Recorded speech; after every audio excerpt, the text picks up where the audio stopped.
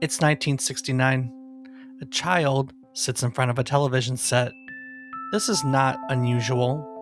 American children are watching an average of 27 hours of television each week.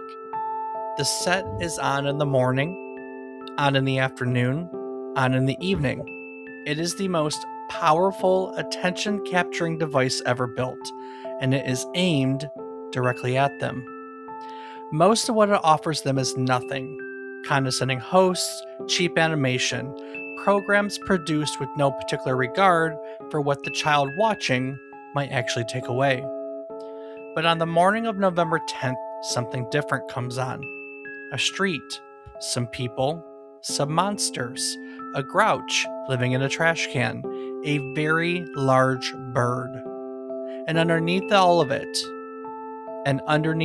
it, invisible to the child, but present in every frame, a curriculum, a set of measurable outcomes, a team of researchers who had spent 18 months making sure that what was about to happen was actually worth the child's time. The child doesn't know any of that. The child just knows that they can't look away. Join us as we look back at the show that asked what television owed its youngest viewers, and the games that tried to answer that same question on a different screen, as we take today's trip down memory card lane.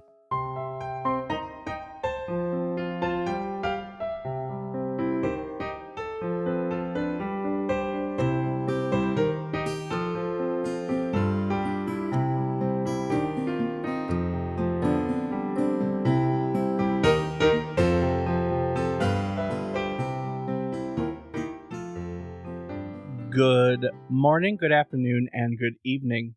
I hope these words find you well. Hello and welcome to the 303rd episode of our video game history podcast, A Trip Down Memory Card Lane. Each week we'll tell you a story relevant to the current week in gaming history. It can be about a game or the people who have created it. It can be about a console or the technology that brought it to life. We often talk about the companies that bring it all together, making our hobby, video games, a reality. While telling you each story, we hope to teach you something new about the topic, what it took from the world as its inspiration, or what it gave back to the world in its legacy. Today, we are looking back at Sesame Street, one of the most beloved and enduring children's television programs ever made, and a franchise with a longer and more, I'd say, interesting, broad history in video games than most people probably realize. You know, from a dinner party in 1966 that changed the way the world thought about children's television, to video games and Apple II computers, through the Atari phase, through the NES, the CD-ROM boom of the 90s, all the way up to, heck, a Kinect game. Sesame Street pretty much followed children to every platform they landed on, and very much brought the learning with it every time in one way, shape, or form. I'm David Casson, and as always, I'm joined by my co-host, who I have no doubt watched a great deal of Sesame Street as a child, retained absolutely everything it taught him, and yet somehow still needs me to explain things to him on a weekly basis. He's my brother, Rob Casson. Rob, be honest. Who was your favorite Sesame Street character? You know, Dave, I really don't recall a time that I watched Sesame Street. It's so true. That's why I was giggling through that entire thing. I do not ever remember, because let's be honest, we know that there's enough time between us that I babysat you when you were a baby. And I don't ever remember you sitting in front of Sesame Street ever.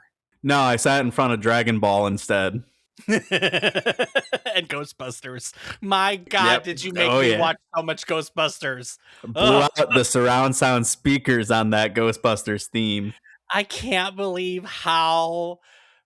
I mean, you could literally watch it on a loop every single day. That was the only thing on TV some days.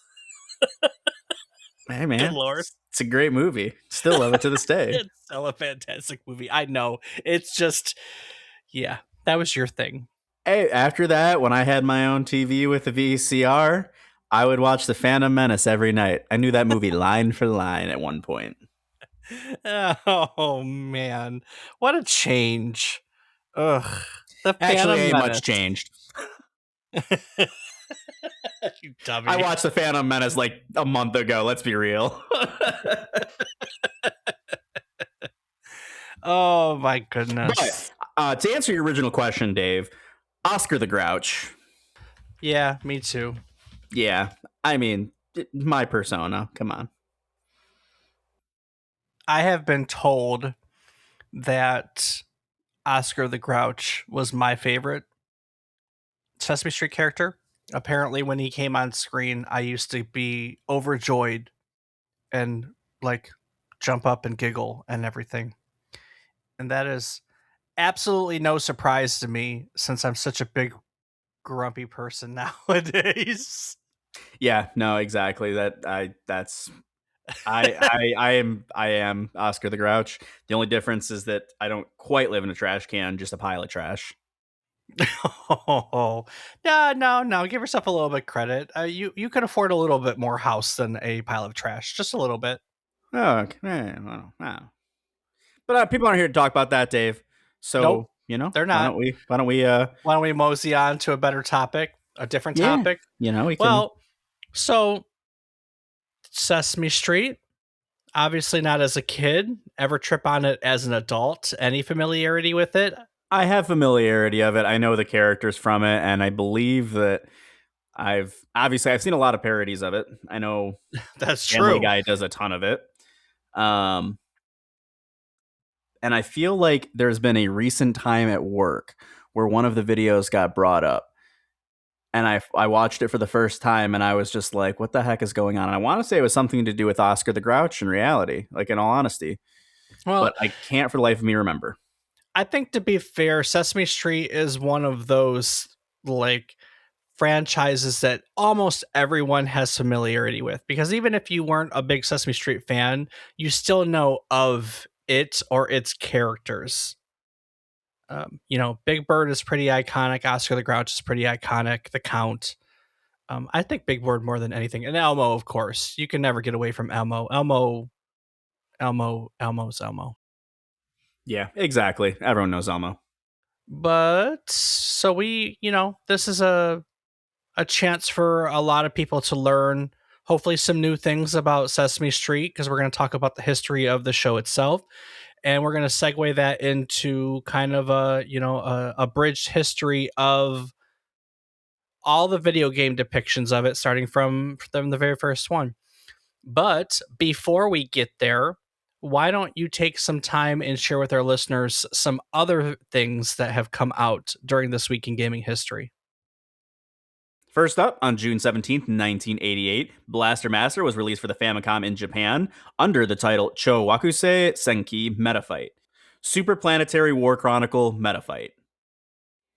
Developed and published by Sunsoft with a team of around 5 people, it combines side-scrolling tank exploration with overhead on-foot sections in a way that drew comparisons to Metroid and is now recognized as a forerunner of the Metroidvania genre.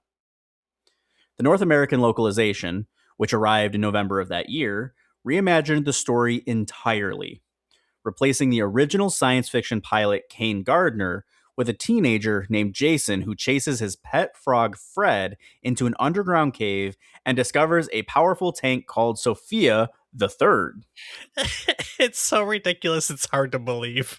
It's such a hard story to follow. But it's actually one of the more charming localization decisions in NES history. Blaster Master was recognized immediately as a classic, and its legacy has proven durable. The series was rebooted in 2017 by Inti Creates with Blaster Master Zero, which itself received 2 fully original sequels. Admittedly, it is one of the more unique titles, I think, in the late 80s. But it's so distinctive. Like, I think of Blaster Master and I think of this tank with big wheels running around, and it's so funny.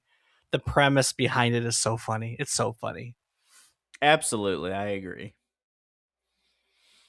Next up, on June 14th, 1989, Tetris was released for the Game Boy in Japan. Developed and published by Nintendo, it was the work of Gunpei Yokoi and Satoru Okada of Nintendo R&D 1, who had recognized the potential Alexei Pajitnov's Soviet-designed puzzle game for the new handheld system while developing the NES version. The Game Boy had launched in Japan 2 months earlier without it, because simply, Tetris wasn't ready in time. But when it did arrive everywhere else, it arrived bundled with the system itself.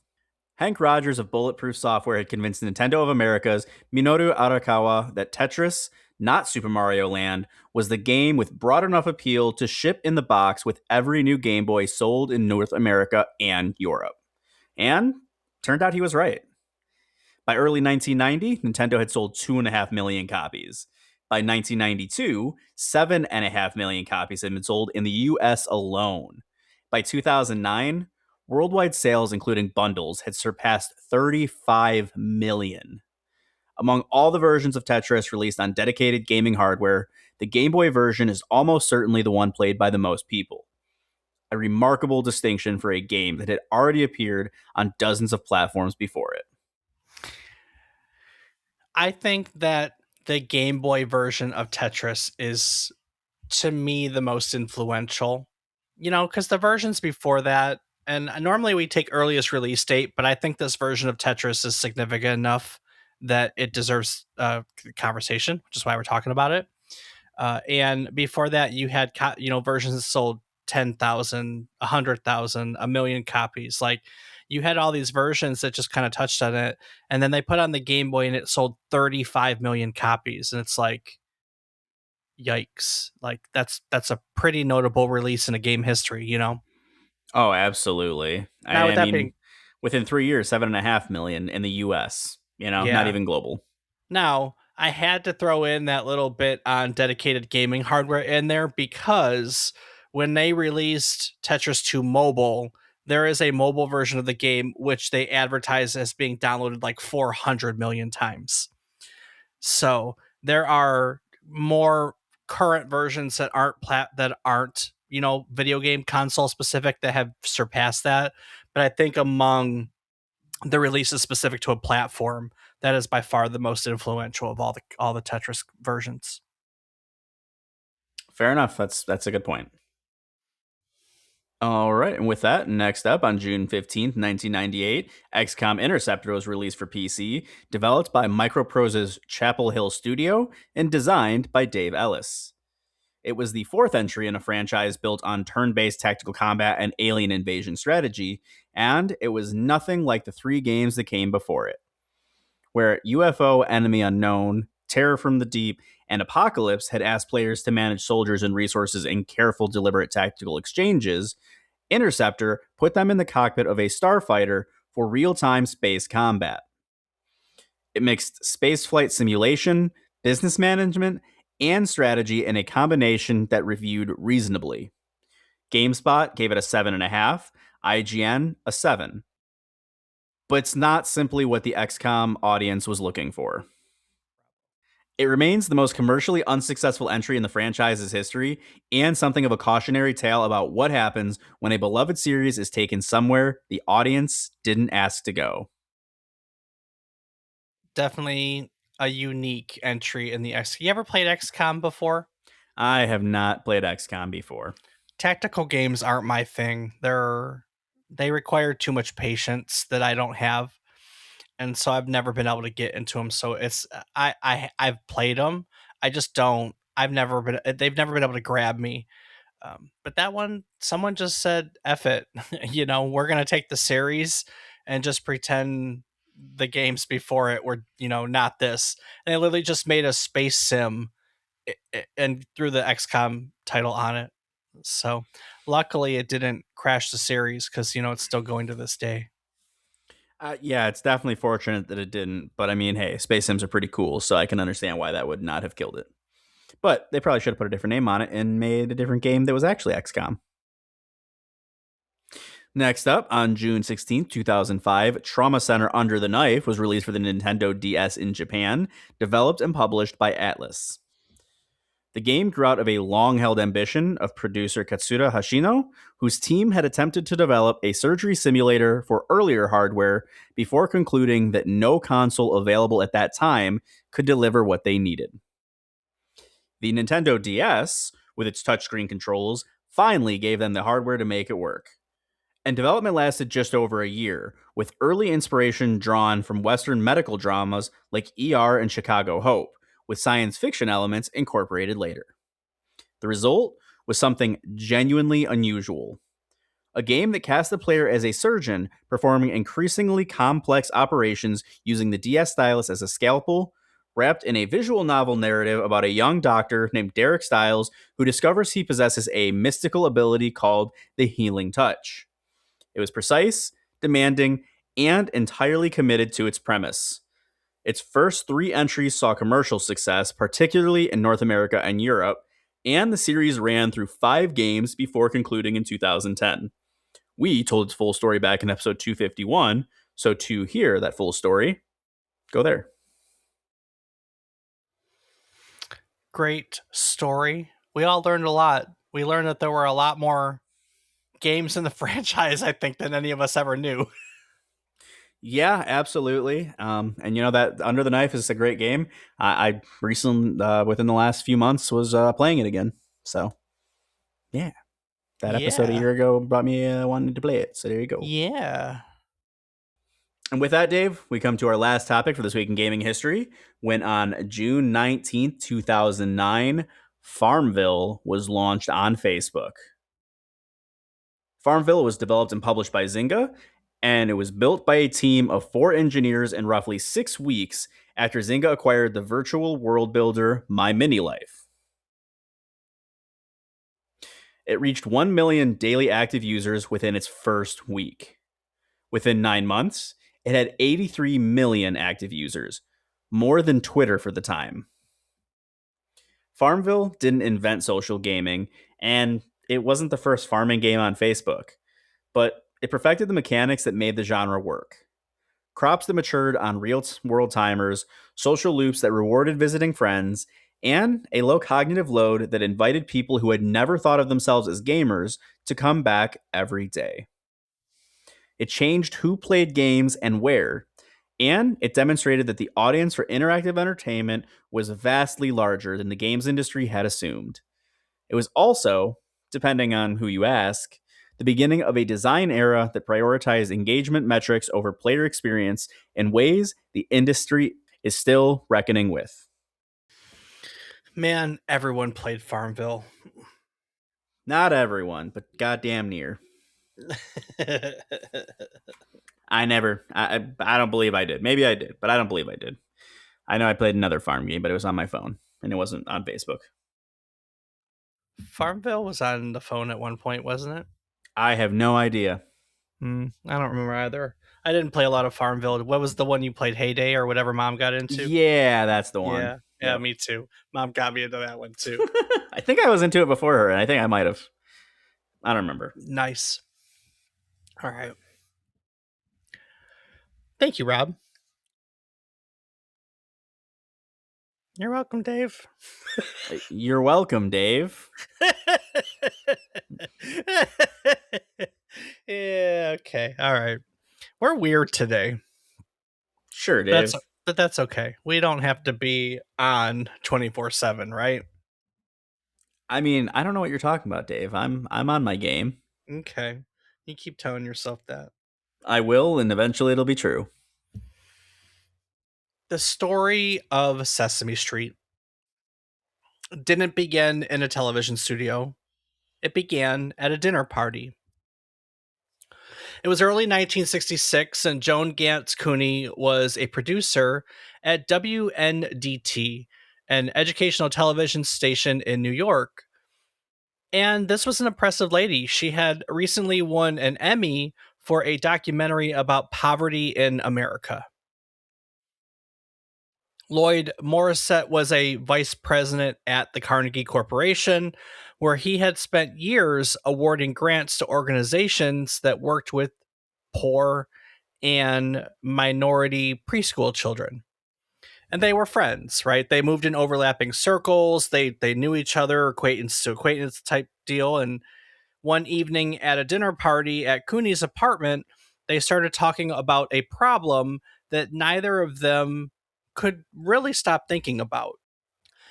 Preschool children in America were watching, it was estimated at that point to be an average of 27 hours of television per week. And as we now know better than then, right, that medium, television, has an almost gravitational pull on young attention. And at the time when it was offering those children, programming that was created specifically for them was, in Cooney's words, a wasteland.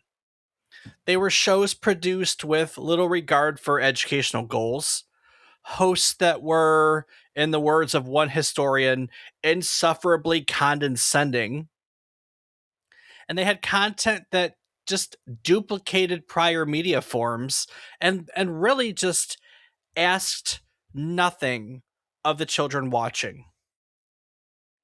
So the question that Cooney and Morissette kept returning to was really a simple one. If children could absorb Budweiser jingles from television, for instance, why couldn't television teach them the alphabet?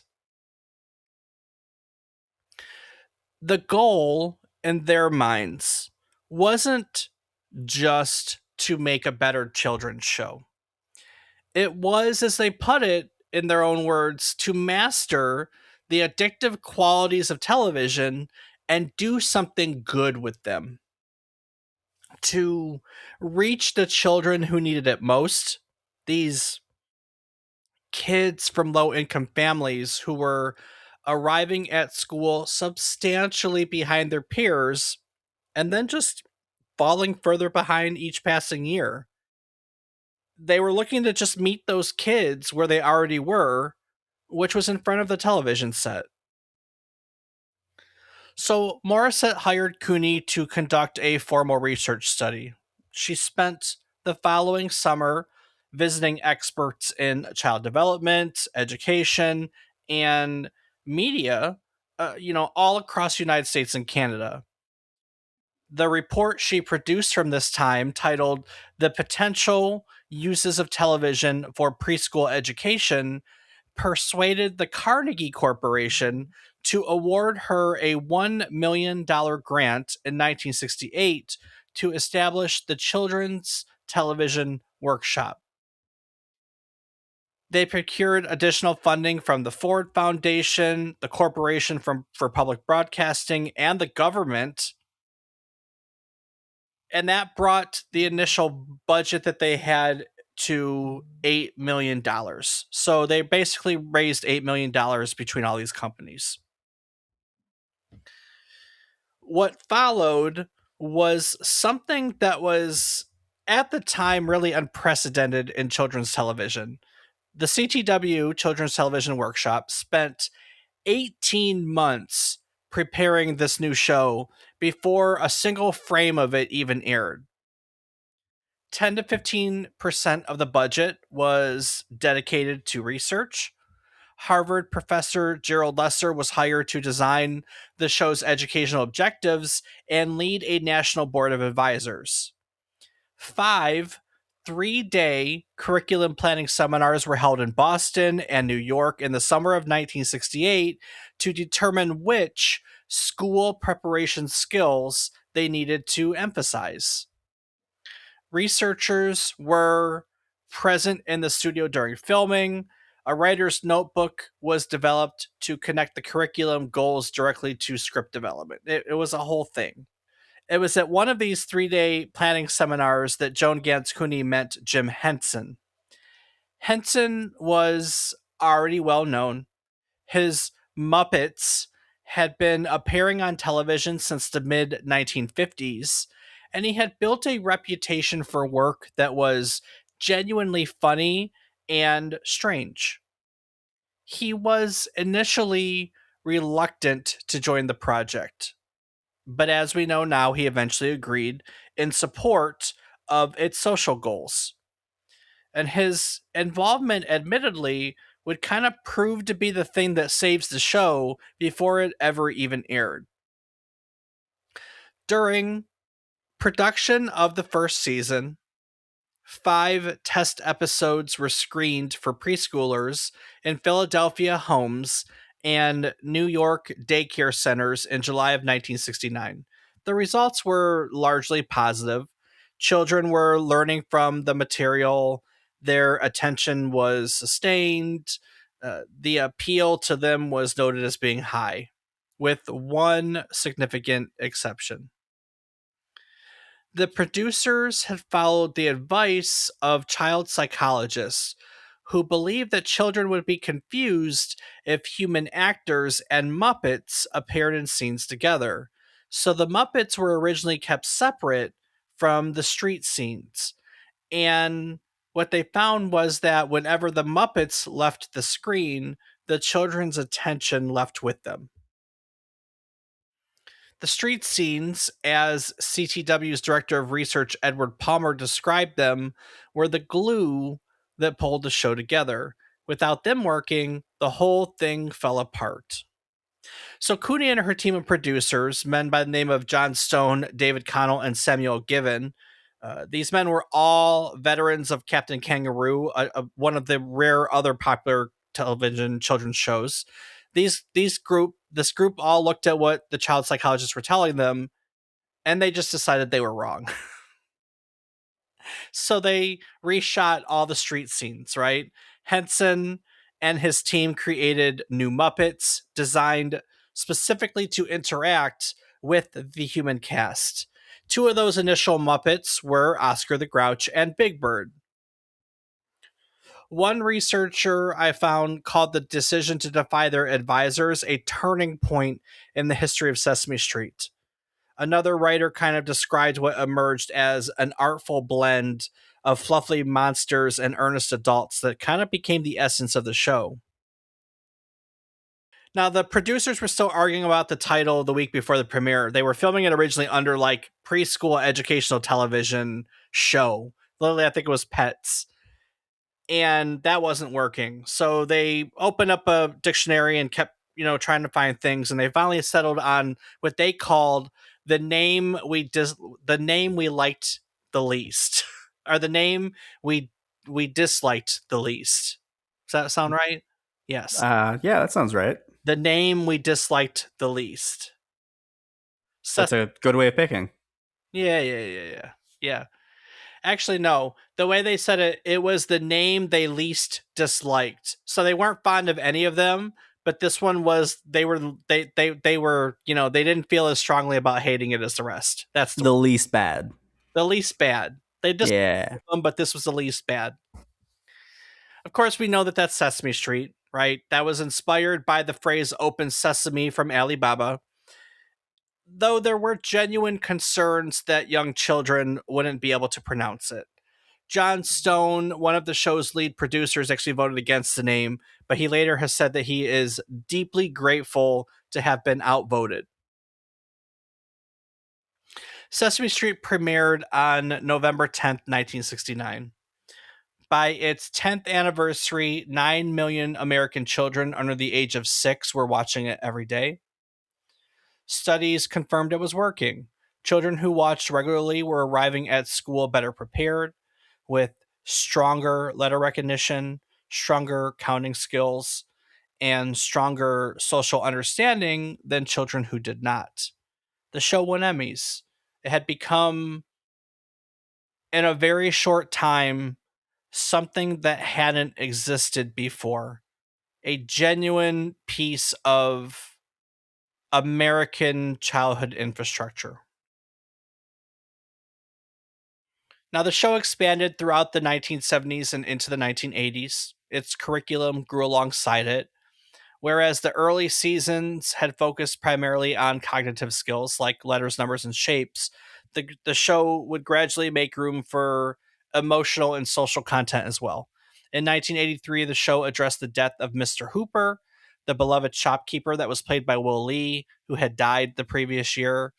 Rather than write the character off quietly, the producers chose to address the loss directly on screen in an episode that aired on Thanksgiving Day. It is still, for its time, one of the most watched and most discussed moments in the history of children's television.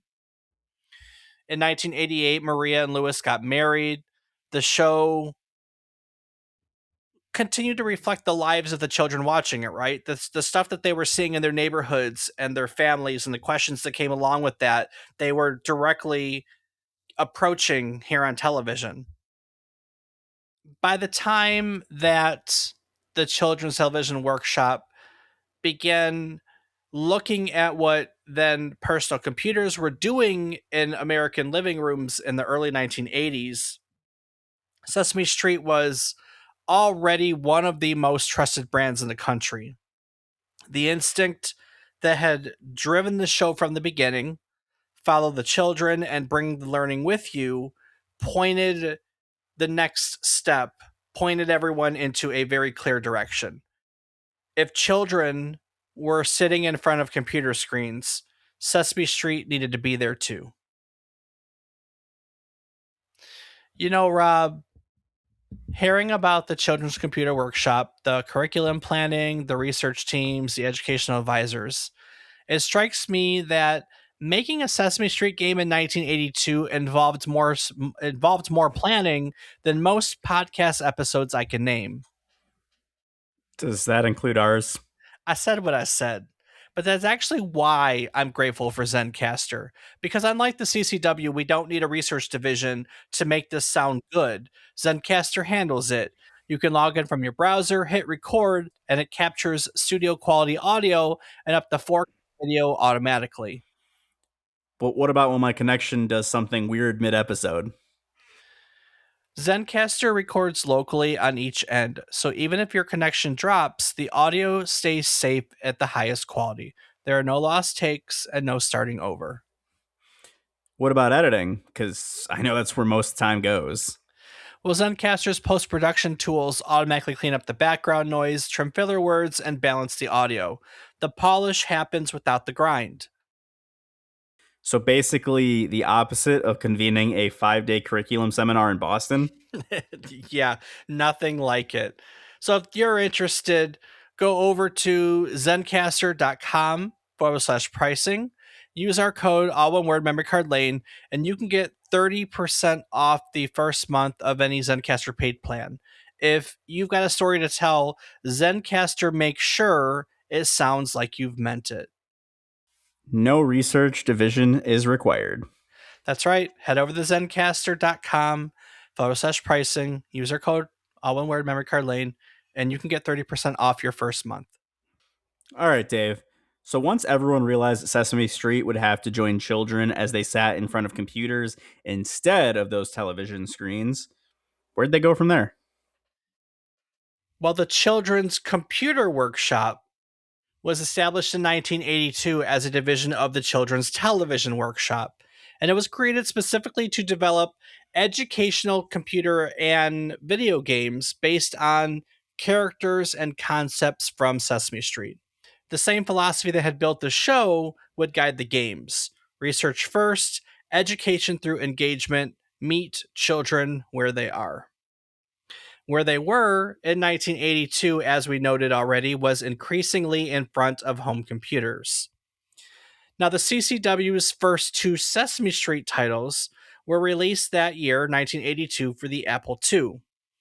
The first was Ernie's Quiz, 4 mini-games built around character recognition, counting, and language. In one of the mini-games, a pixelated image of a Sesame Street character slowly emerges on screen, and the player types the name to reveal the full picture.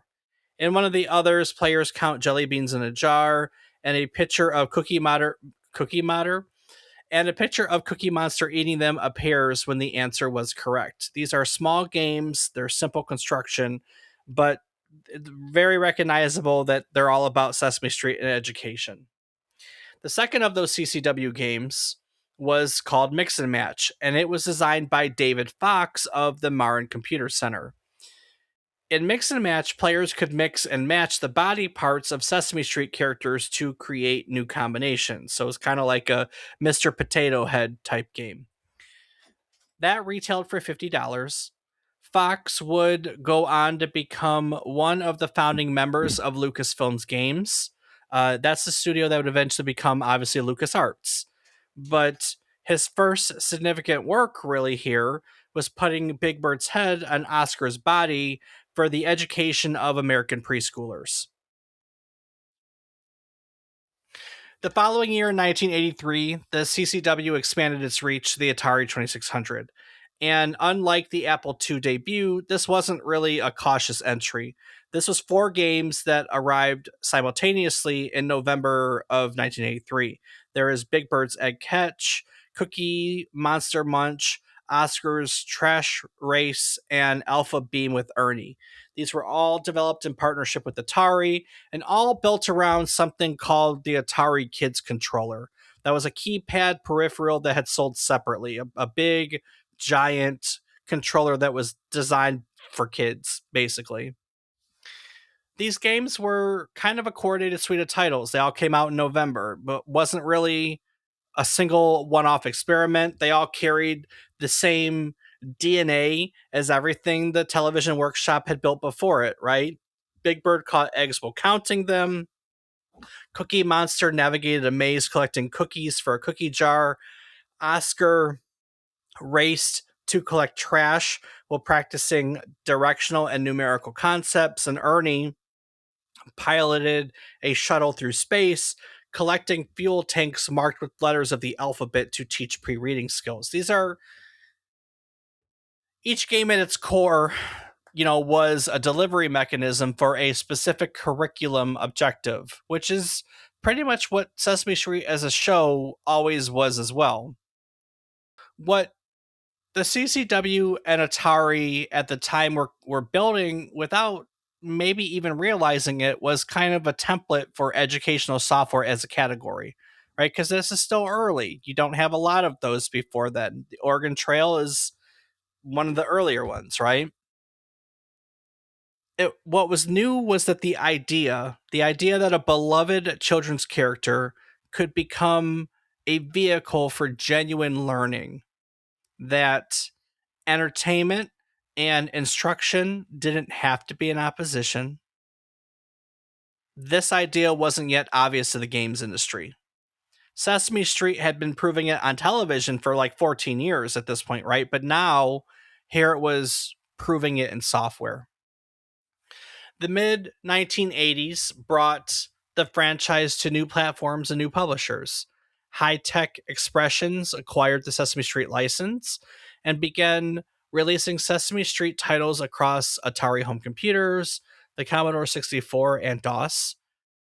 And the games multiplied heavily at this point. One game, Pals Around Town, arrived on Atari, Commodore 64, and IBM PC Junior in 1987. It let players choose a character and just interact with different objects across settings like a school classroom or a playground. At this point, the franchise was just spreading across every platform where children might find it, and they were tying it to whatever educational concept they could. The popular system for the time, the NES, the Nintendo Entertainment System, brought, of course, a new audience and a new milestone.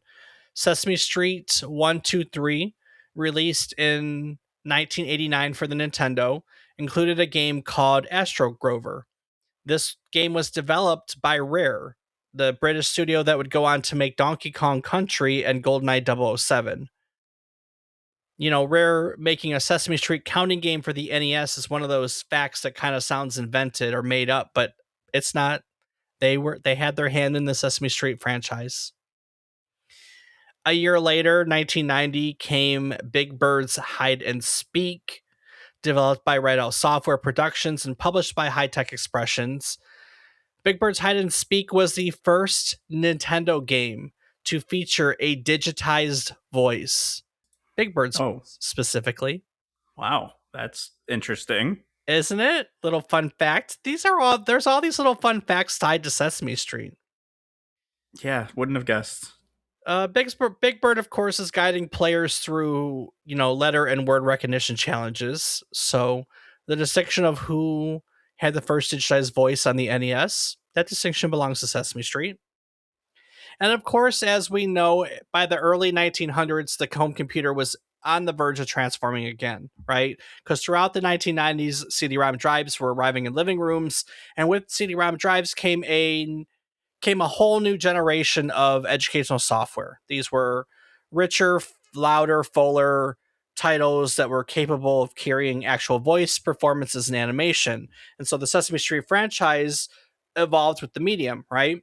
Electronic Arts published Sesame Street Counting Cafe for the Sega Genesis in 1994.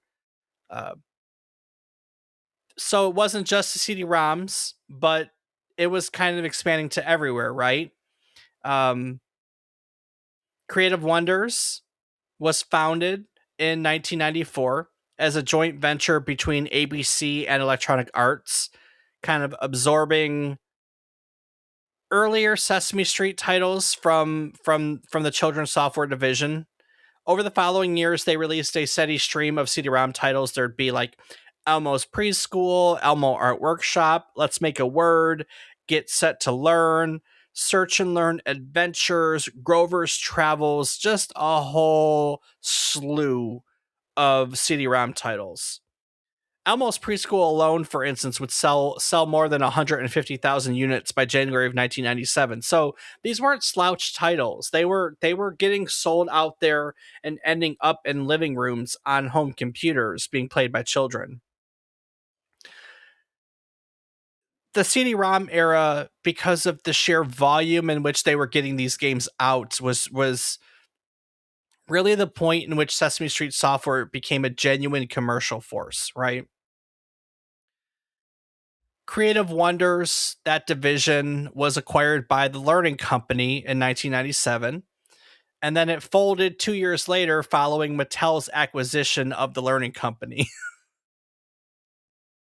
Love that. But the Sesame Street license didn't disappear. At that point, it shifted over to New Kid Co., who had brought Sesame Street to platforms that it had never reached before. In 1999, New Kid Co. published Elmo's Number Journey and Elmo's Letter Adventure for both the Nintendo 64 and PlayStation. These were console titles in the fullest sense, designed for children sitting in front of televisions with controllers in their hands, navigating three-dimensional spaces, solving problems in motion. Just about every other game was made for PC in some way, shape, or form. So even if it came over to consoles, it had a little bit of awkwardness, because it wasn't really console centric. But now here we are. That same year, 1999, New Kid Co. published The Adventure of Elmo in Grouchland for the Game Boy Color, a side-scrolling platformer that was tied to a theatrical film titled, what else? Adventure of Elmo in Grouchland. So realistically, by the end of the decade, as we shifted into this current millennium, Sesame Street had a presence on pretty much every single platform that a child might encounter. The 2000s brought new challenges. The franchise navigated the shift towards web-based games, right? Because Flash became a big thing, and early mobile platforms, right? We were talking earlier about Farmville and whether or not it was mobile. Everyone was trying to be mobile at the time. So the Sesame Street license was no different. They were really trying to maintain a presence in all of these different digital spaces as they kind of watch the normal software market kind of fragment, right? Because now you had to make games for Facebook, and you had to make games for the cell phones, and you had to make games for the web. You couldn't just make dedicated platforms in a lot of ways. New Kid Co. published Sesame Street Sports around this time for the PlayStation and Game Boy Color in 2001. This would be Mattel Media released Elmo's Deep Sea Adventure in 2000. The titles kept coming, but realistically, the gaming landscape was changing around them. One of perhaps the most interesting chapters came in 2010 when Warner Brothers Interactive announced plans to bring Sesame Street back to consoles. This time, they were building it around the Xbox 360 Kinect motion controller, right? And so they built all the stuff around the Kinect, and it had a little bit of traction. People got excited about it, and then they announced a suite of 4 titles followed for the Wii. 4 titles that were made for the Wii and the DS. That would be like Cookies Counting Carnival, Elmo's A to Zoo Adventure, Ready Set Grover, and how I got to this topic today, which is Elmo's Musical Monster Piece. All 4 of them were made for the Wii and kind of came packaged with these like special controller jackets designed to fit small hands. I do real quick though. I want to go back to the Kinect controller because I think they all came out around the same time, right? But that was a real standout title. That would be Sesame Street: Once Upon a Monster, and it was actually developed by Double Fine Productions, which is the studio founded by Tim. Wow. Tim Schafer. We have episodes on Psychonauts. He made Psychonauts and Grim Fandango. So he made a Sesame Street Kinect game. Once Upon a Wow. Monster was built entirely around cooperative play. It was designed for a parent and a child to experience the game together using their bodies to interact with words on a screen. Wild. It was reviewed warmly. To be fair, praised for, of all things, its gentleness and a genuine understanding of what young children respond to. It was, by most measures, probably the most artistically ambitious Sesame Street game ever made.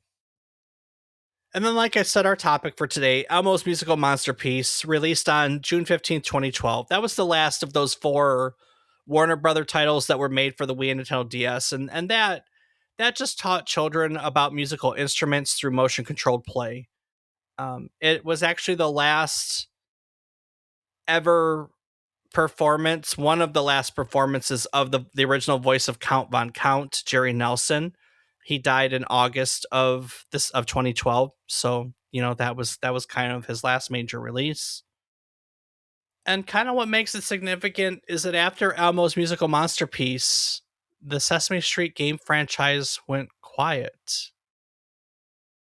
Sure, the characters are still online. There are apps, Sesame Street apps. There are web-based experiences, but since 2012, there have not been any boxed, digital, not any remote Sesame Street game made for a home console. Not a single one since 2012, June of 2012. Wow. Years. I mean, to be fair, I really had never heard of any of these somehow. Yeah, for real. So like, I'm not. I wouldn't have known either way. They could have been still coming out, and I probably would never have known. But they're not. With that being said, the door on Sesame Street hasn't closed permanently.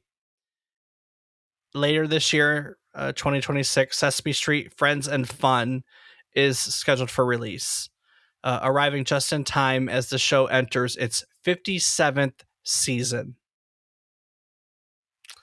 So that instinct that Joan Ganz Cooney and Lloyd Morissette identified in 1966, follow the children and bring the learning with you, hasn't changed. Realistically, only the screen has.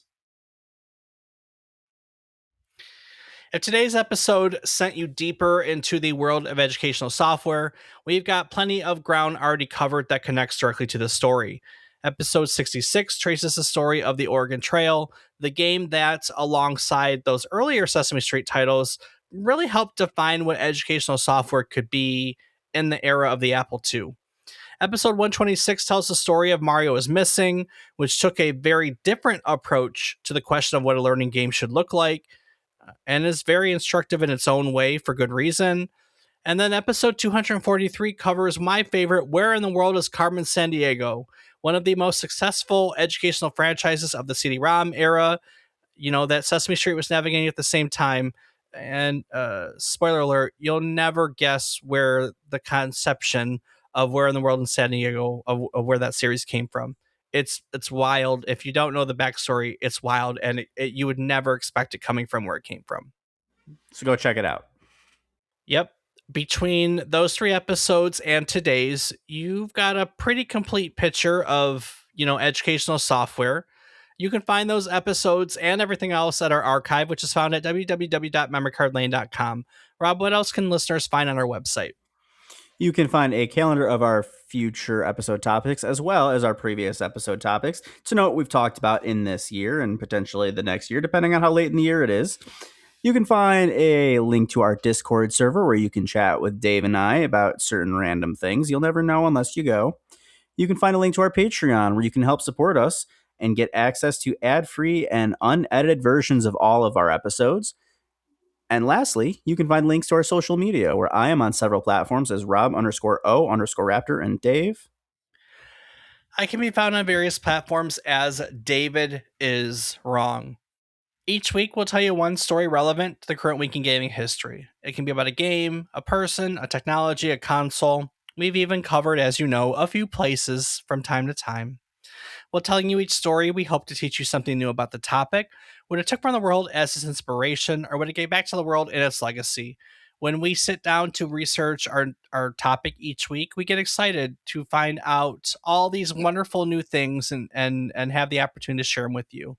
It's a fantastic cycle of teaching and learning, learning and teaching. And in celebration of said cycle, we like to talk about our takeaways each week. So, Rob, what did you learn today? Well, Dave, I learned a whole heck of a lot. I obviously, as I mentioned not too long ago, that I've never known of any of these Sesame Street games. It's kind of mind blowing to me that all of these managed to just slip by unnoticed. And it's not like, hey, it weren't my interests, so I didn't know about them.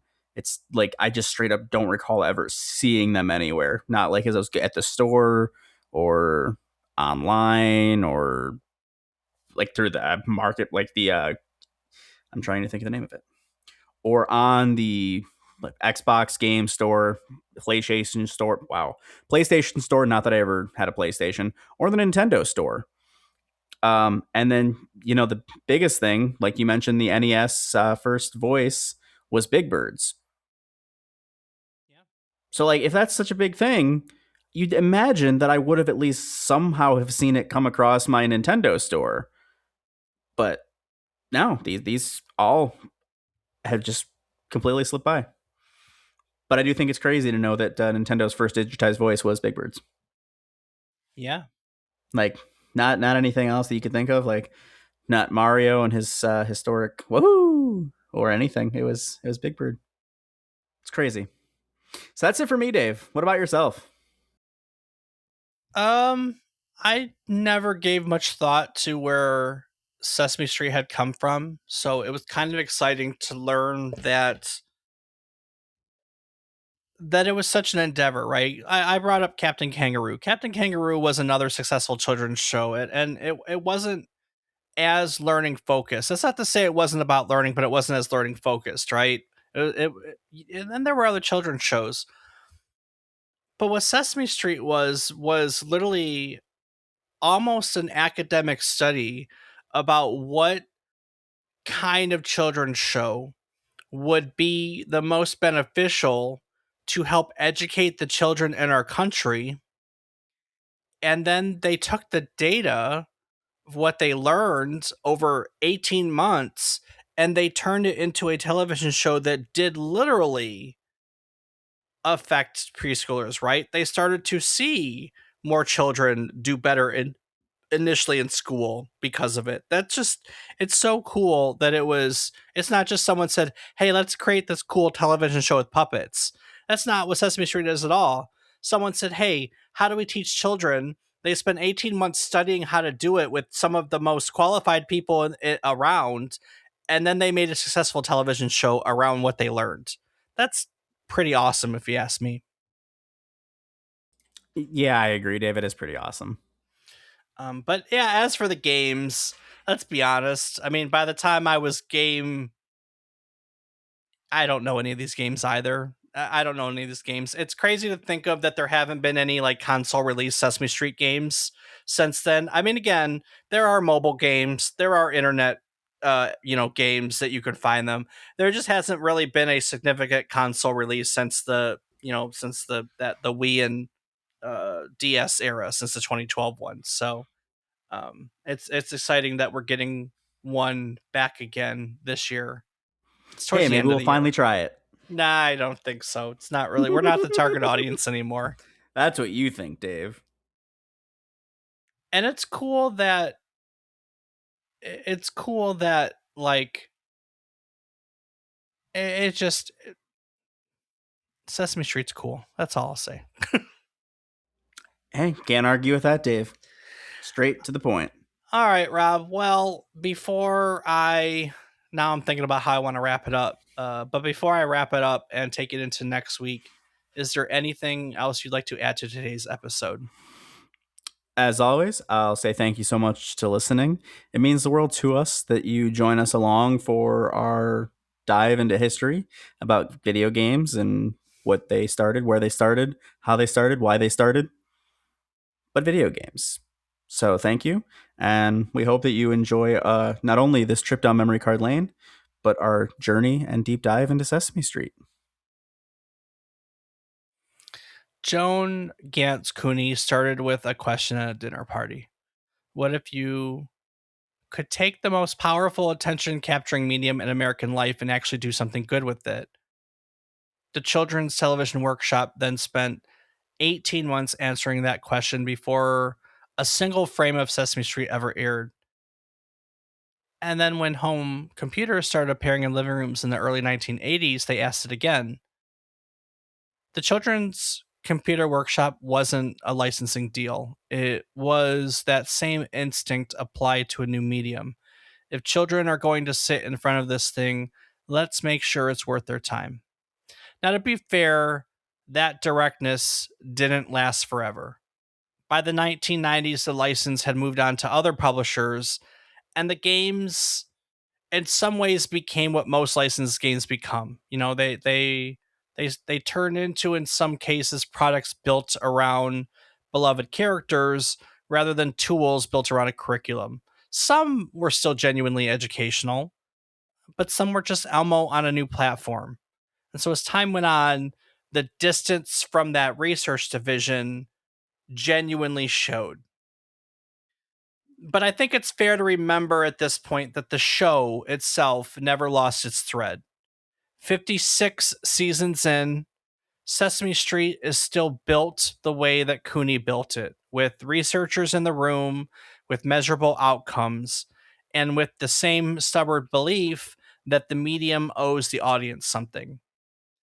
The games had a more complicated journey, but the show itself, well, it just kept going.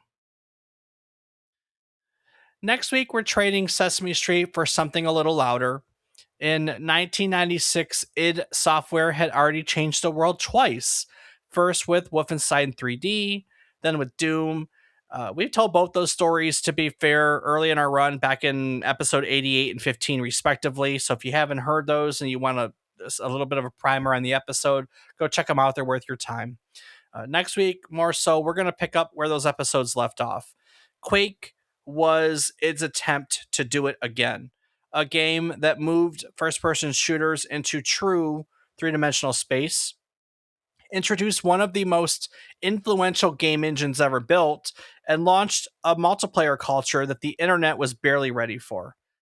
We're going to revisit a little bit of the id story before diving into what made Quake its own landmark.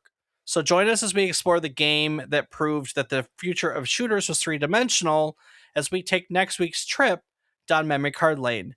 Do the thing. Doo-ba-doop, dop, dop, dop, Sesame Street. Do-ow.